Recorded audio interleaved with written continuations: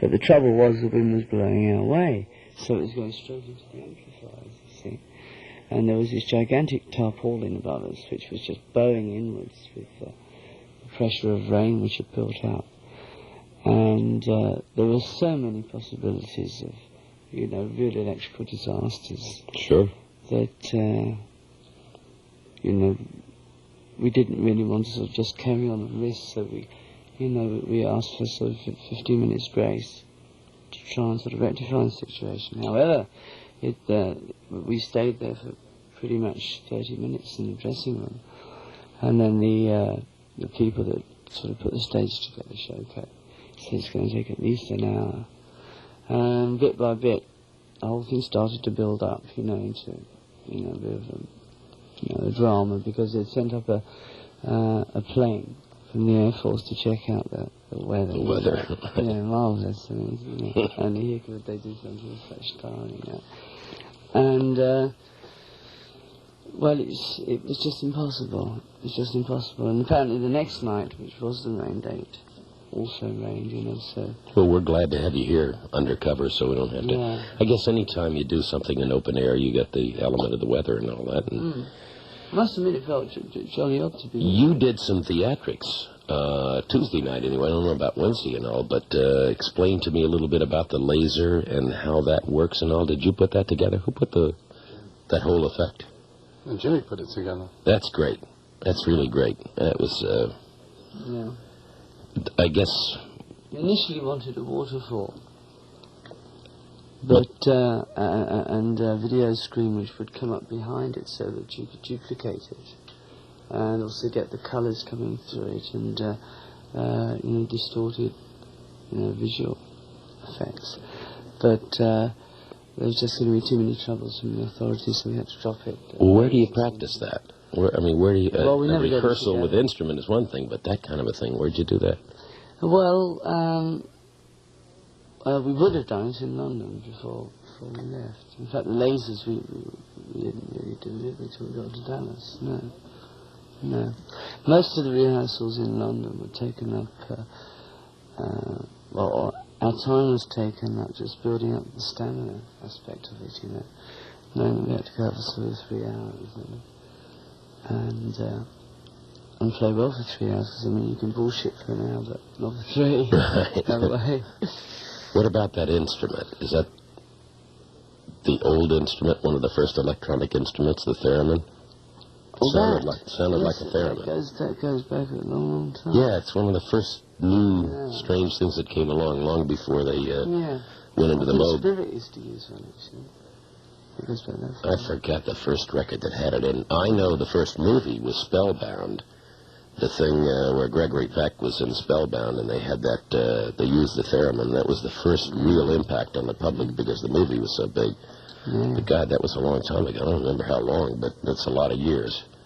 That was the first really electronic instrument. It was different than what everybody else had done, and I think you move your hands or something to get the sound out of it. That's right. The closer you get to what appears to be a transistor radio area behind the pitch case, you fiddle around with it, give it some sort of electronic treatment, and you get the sort of effects that it gives.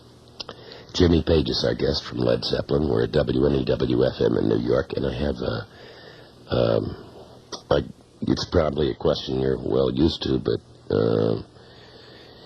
you know how the public feels about you and the group and everything, but how do you feel on a tour? Do you like to take a break in between, like you're doing here in New York, and have one day off, or would you rather work every night and just keep going? Possible.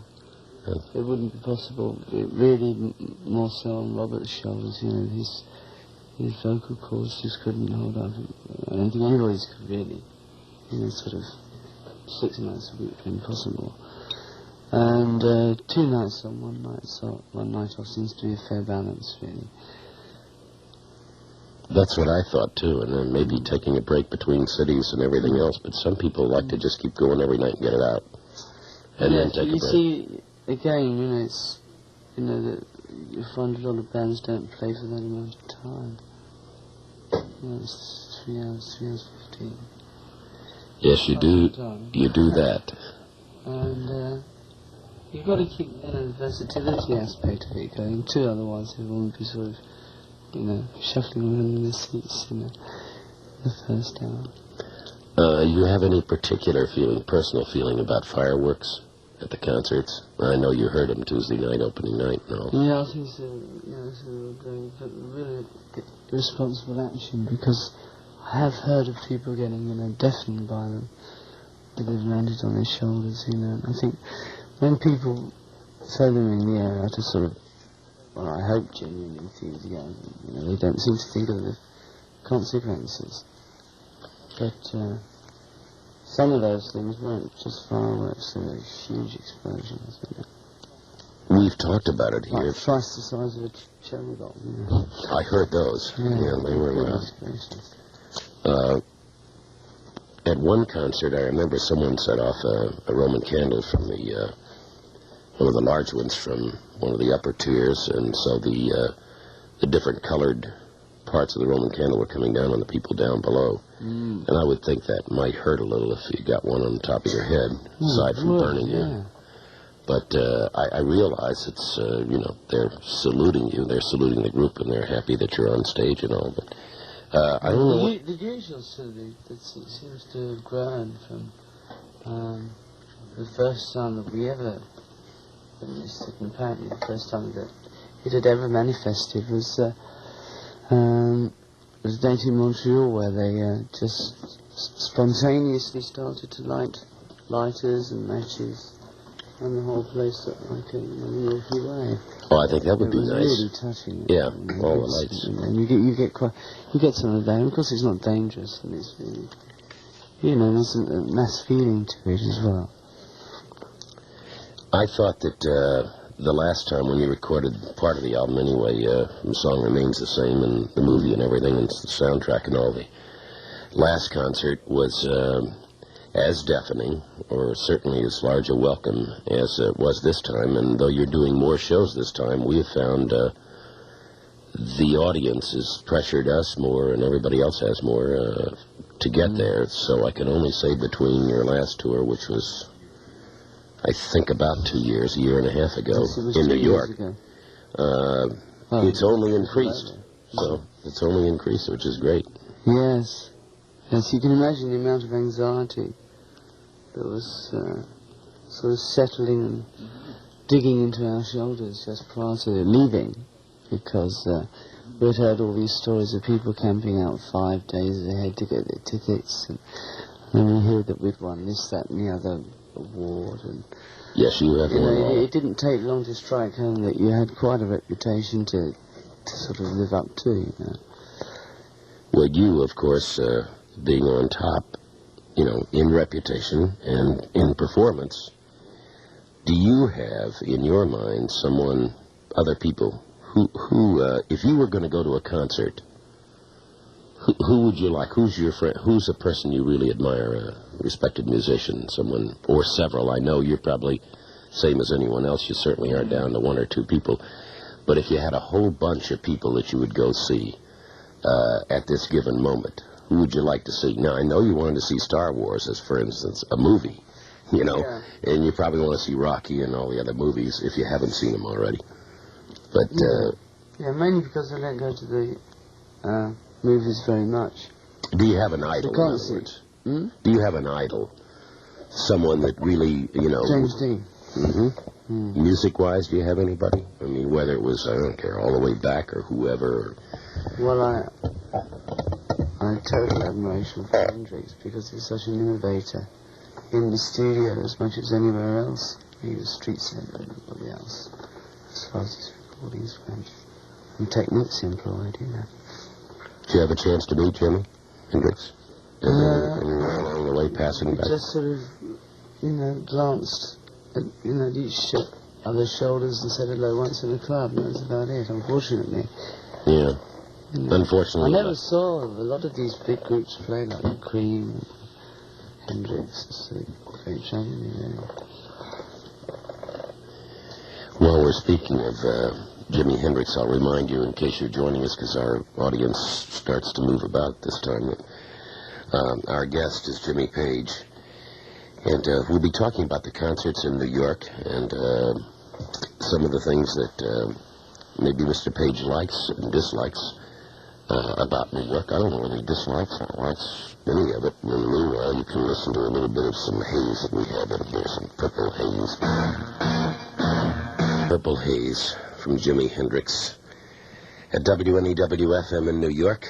And our time, if that's important to you, it's 11 minutes. See whether your yogurt, obviously performing tonight, and has been. No, actually, we're reprieved.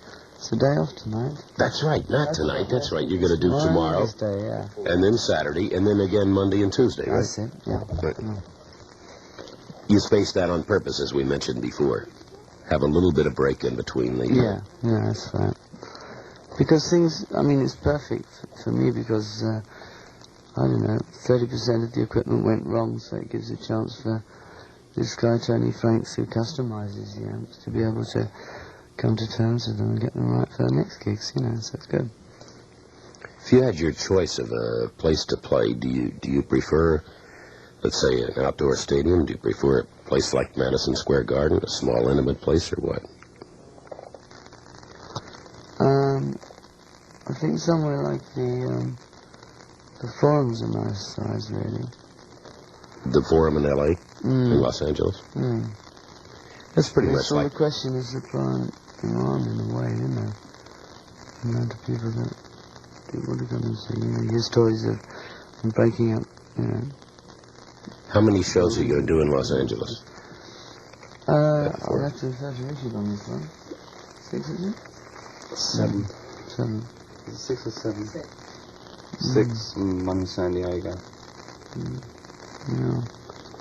If you had your choice, choice, what 3 or 4 places in America would you pick if you wanted to stay around for a week or 2 or a month? That's difficult. I know. They don't expect me to say New York. Definitely New York and LA, because the audiences are so fine, really are fine. They're so warming. And this is the third. Well, you can be surprised, some years you can go there and it's a good reception. It's not one of those really, really sort of super intense ones. Next year, fine, I don't know. I guess Dallas. Have you ever been to New Orleans? Oh, yeah. For food? Well, we played at Baton Rouge, and we're about to do that in Superdome. Yeah. That's a large one. I guess that's the largest indoor one, I think, in the country right now. Pontiac, Michigan was a bit of a handful. Yes, I did hear about that. I think that you broke the all-time record. Yeah, we managed to cool them down. It became like an ocean, they were swinging from side to side, but the minute any of that sort of thing starts happening like that, firecrackers or fight breakouts, you've just got to stop and say, come on, we're here for a good time. Don't spoil it, because it's spoiling it for all of us. And if you do that, it seems to work. Now, by the time we get to our acoustic set, I particularly remember at Detroit, they were, as cool as cucumbers. It was fine. The previous record for the United States was set by the group, in Florida, I believe. No. And now the Pontiac, Michigan thing that you just did. Oh, I see what you mean. I'm sorry. Yeah. Attendance and everything else, most people. Yeah, true. How many people do you have traveling with you on the road, helping you with all the equipment and all that to you? This I don't know. There are so many faceless ones that I just don't even get a chance to meet or relate. 50? Emerson. How many tracks are there? 7 tracks? 744. Well, I know one truck driver, 1707.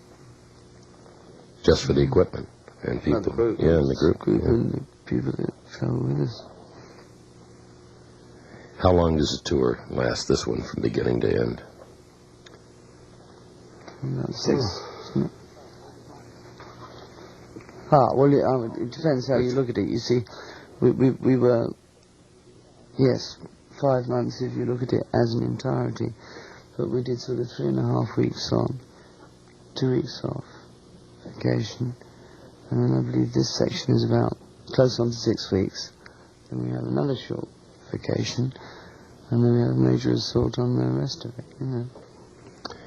Richard Cole is with Jimmy Page in the studio, too, and he's been with the group all along and on the tour and handling business and sound and people and all that sort of thing. And it is a fantastic thing. When Keith Emerson was here not long ago, as a matter of fact, all three of them had stopped by, and they're taking on this huge venture that they're doing with a 70-piece classical music orchestra touring to bring off part of their new album and the sounds and things from pictures and an exhibition and things they'd done before. So you can just imagine the details, and 50 people and all that. And I think most of the audience that goes to a concert, Jimmy, probably doesn't realize how many people are behind the scenes putting it all together for you. No, I guess not, That's a fantastic thing. We're going to do the news. It's forthcoming at 5 o'clock, and there has been a bad accident through the afternoon with 3 tractor-trailer trucks jackknifed on the George Washington Bridge, the lower level and all that, so traffic going to and coming from New Jersey and all the rest of that is tied up in the weather. We'll talk some more to our guest, and we'll play some music from Led Zeppelin. As a matter of fact, it might be a good idea to play the Rain song, and then when we play the Rain song, or something like that, then we'll get rid of the rain, and tomorrow is going to be gorgeous. The sun is going to be shining. There'll be no clouds in the sky, and I'll tell you, it's WNEW-FM, Metro Media Stereo in New York. 5 o'clock news is here. A lot of talk about that movie. It's supposed to have a little combination of everything, a little humor, a little sci-fi, and everything else. Sounds, music, noise, We're back in the studio now after checking the news, and our guest is Jimmy Page of Led Zeppelin at WNEW-FM in New York, and we were talking about concerts and the rigors of the tour and music and the fun, too, of the tours, the fun that performers have getting those vibrations from audiences, and once the vibrations come, then you go, and that's it. That's the way it works, isn't it? You feel that thing, you go out, and they respond, and the vibe was really all the way. Actually, to be honest, that gig, that particular gig started off with such an electrifying start. We knew that it was going to be a good one in our own minds. We were just sort of convinced, because every little chance that you took worked. The synchronization was unbelievable. And although we only got through the 3 numbers that I described before, we still hoped that there'd be a chance they came back on. That's in Florida. Yeah. And of course there wasn't a great hoo-ha when we walked off. I think it's the time lapse that caused the problem, and the fact that the barrier broke, which was unforgivable. Because once a barrier breaks, obviously everybody surges forward. At that time that this electrical storm, the thunderstorm, hit, a plane went up to check the weather to see how long the storm might last. Well, that was one of the reasons why we stayed behind for around half an hour, because we wanted to, just check all the possibilities. One of them being that the USAF sent up a special plane to check out the atmospherics to see how long this thing should last. And it was little things like that were going on behind the scene that I know a lot of people didn't know. I think they probably thought we split as soon as we got off, But we were there a good half hour. Well, I know one thing thus far. The reports from New York are everything everyone anticipated and hoped for. We, of course, would like to have everyone that wanted to be at the concert be able to be there. Even with 6 concerts, there are as many people that will not be there because they can't be there, a lot more than those that are going to be there. And I think people who have tickets should be grateful and lucky they got them, because I know our feedback is that zap.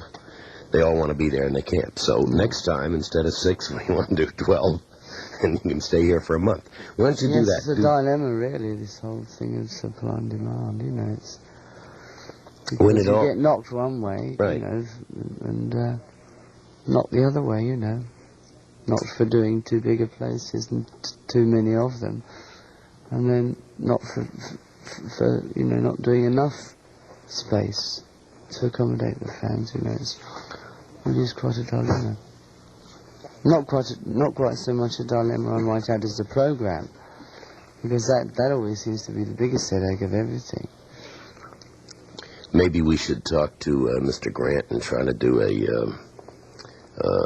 the last time you were here, you were doing an album, so we couldn't do a broadcast, so maybe we'll do a broadcast, and then everybody who wants to hear it, we'll talk to him and to you too. But let me go back to the beginning with you, when you were however old you were, got interested in music and started to take a guitar in your hand. And then I'd like for you, Jimmy Page, to reconstruct that time to where you are now, sort of, briefly, if you can follow that. Go back to when you first started. Well, the formative years weren't really that constructive, because there wasn't really anybody to sort of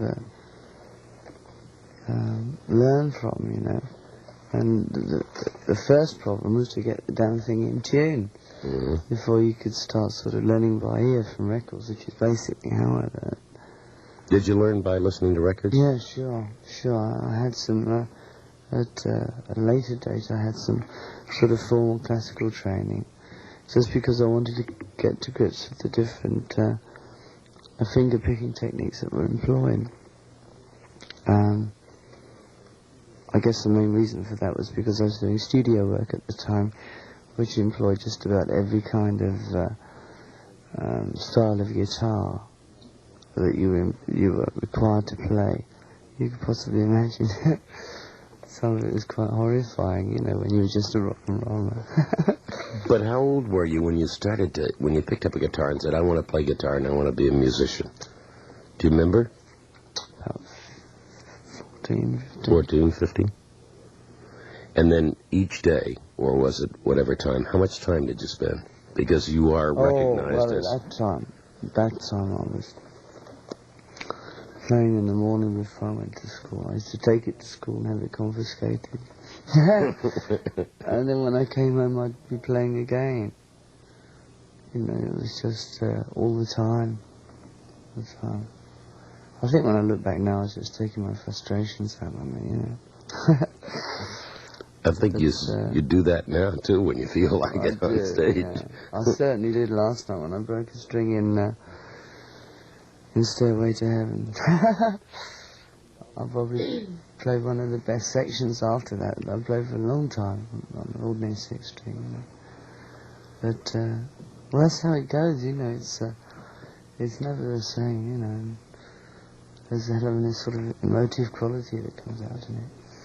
Well, everybody, because of you, because of a Jimmy Page, and because of all the other musicians and whatever instruments they play and how successful they become, I could say, like Keith Emerson with keyboards and you with a guitar and all. I think you're responsible, you're responsible for, let's say in our area now, maybe at this moment, 100,000 people, young people, are now practicing or working with a guitar with the hopes of eventually becoming very successful or successful to whatever degree, and the same with those who are doing drums and so forth. Is there a philosophy? Is there something that you would say to those people? Because they really are there listening right now. I mean, people who are, whatever their dream is, whatever the instrument that they're really working with, and most of them are. Once they've covered the initial basics where they can actually tune the instrument and, play a few chords, and they start weaving their way into sort of,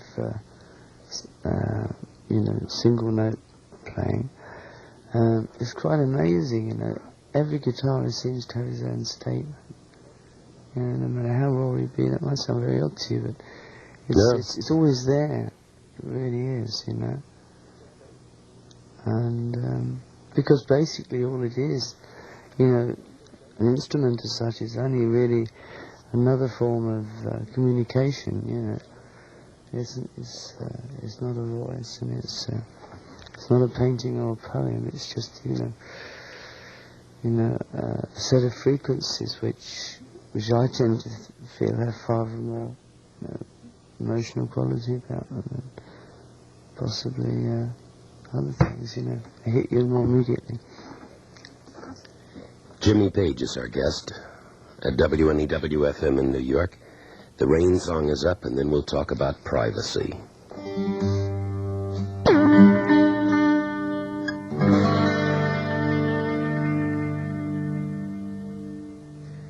Yes, rain, very appropriate. Nice. Point of time. Jimmy Page, our guest, rain song we just did. I know you wrote it a while ago. Was there a reason? Some particular inspiration that came at that time? Do you remember? I know you've written enough things that... Cordially, yes.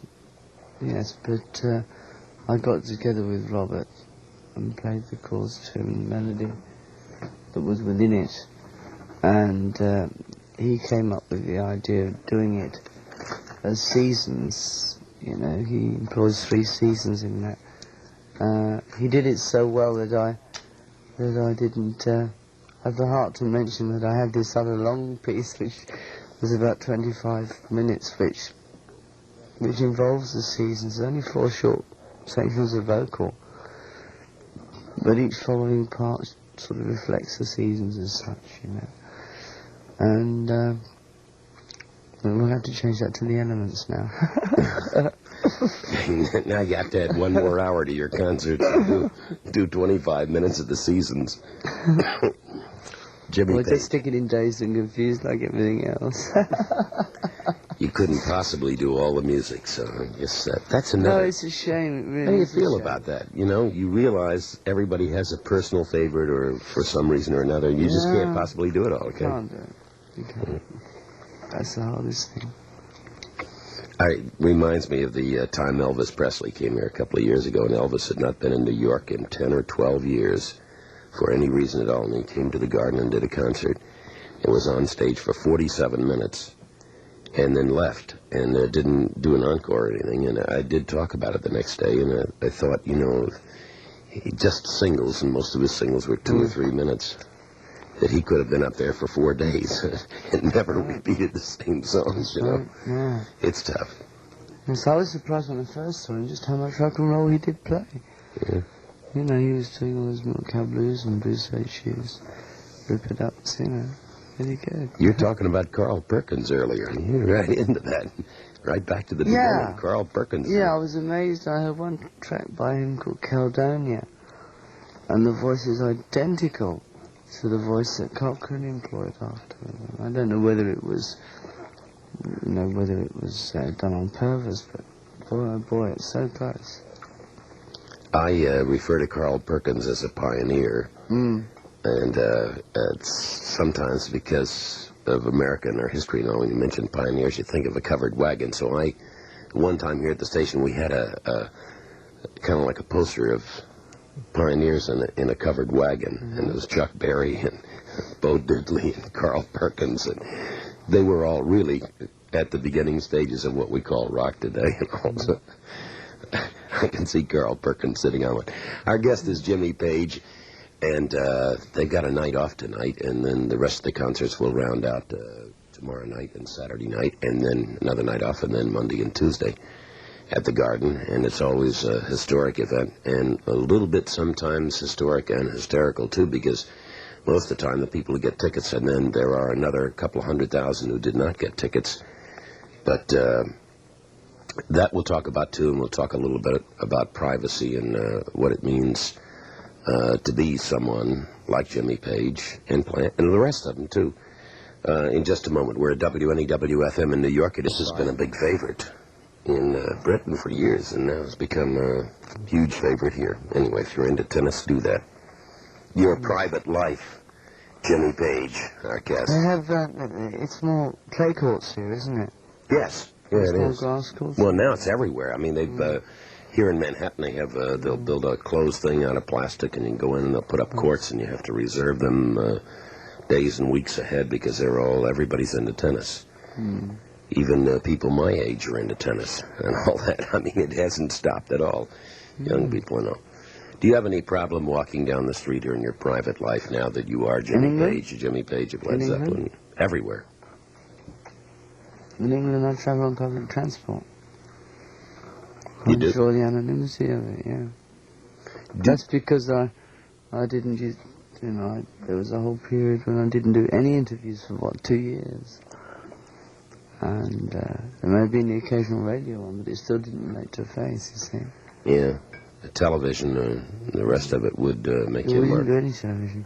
She used to do television. Right, I know. I don't remember you ever, aside from your own thing. There are a couple of pilot things, but they weren't really supposed to come out. They just happened to come out.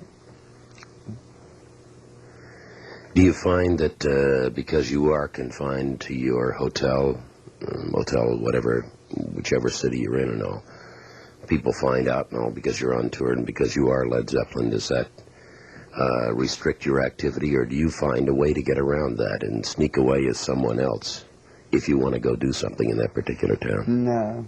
Huh? No, I'm not really a master disguise like that. I think Ringo used to do that, didn't he? All of them did, yeah. Yeah. No, you usually find that the crowd that we sort of attract are not the sort of rowdies, because we're not really basically a rebel razor group, which has always been the connotation put on heavy metal bands, actually. I've always...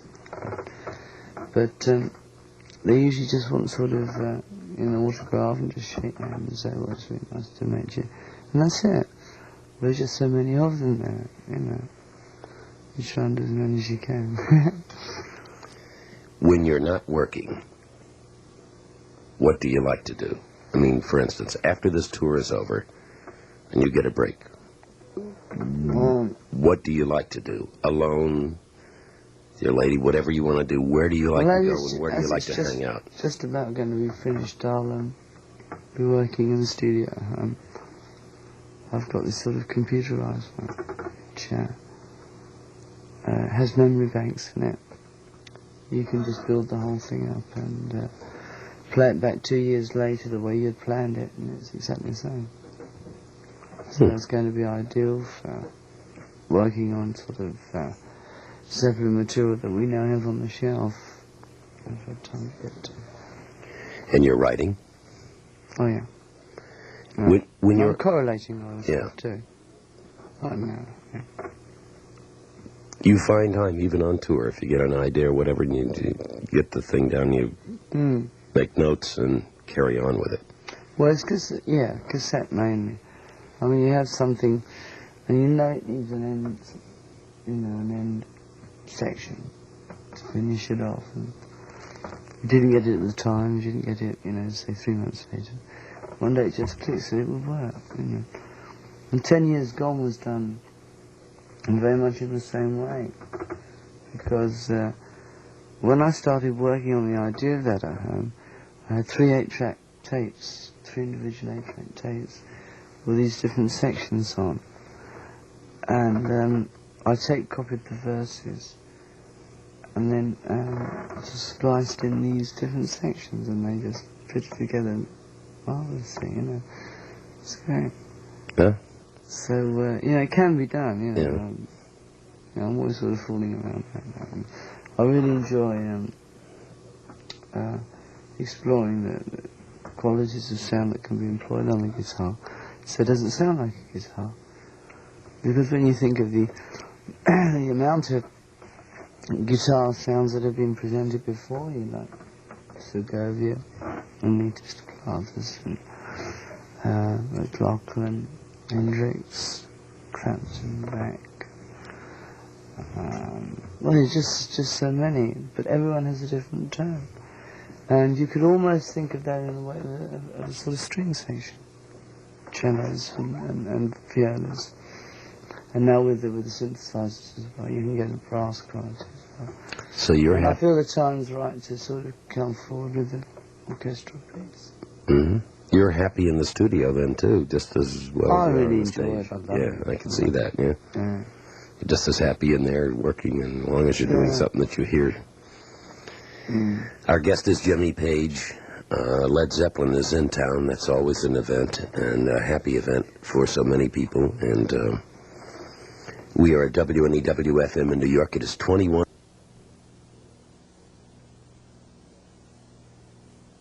We are here. Matter of fact, we were just doing a couple of pictures and talking and so forth. A night off tonight for Led Zeppelin from their 6 dates at the Garden that were sold out a long time ago.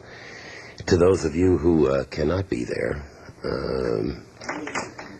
the music that's here and the next trip maybe will wind up better, more fortunate for you. 5:45.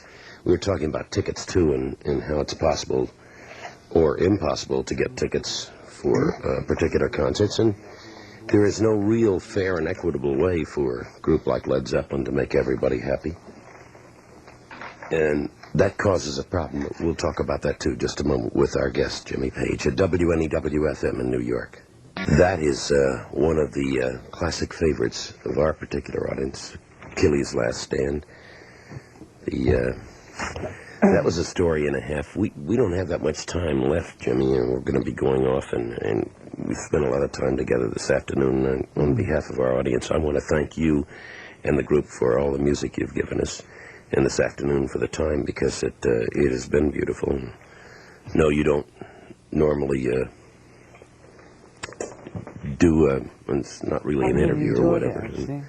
But I want to tell you, you're welcome, and Mr. Plant was here one time, and he kind of liked it too, and all, and whatever you see in the way of albums or whatever you'd like to do. We're looking forward to tomorrow night and Saturday night, and again Monday and Tuesday for your concerts. That should be good. And I thank you for your time, and on behalf of our audience, they dearly worship you, as you know. They love you. They look forward to the more challenges you got to give them. More music. Well, it's those people that, give us that great warming feeling that, makes everything worthwhile, Come back again. You're always welcome. And say hello to everybody in the group for us. We really loved it. Thank you very much. Jimmy Page and Led Zeppelin, we wish you continued success. We are WNEW-FM, Metro Media Stereo in New York.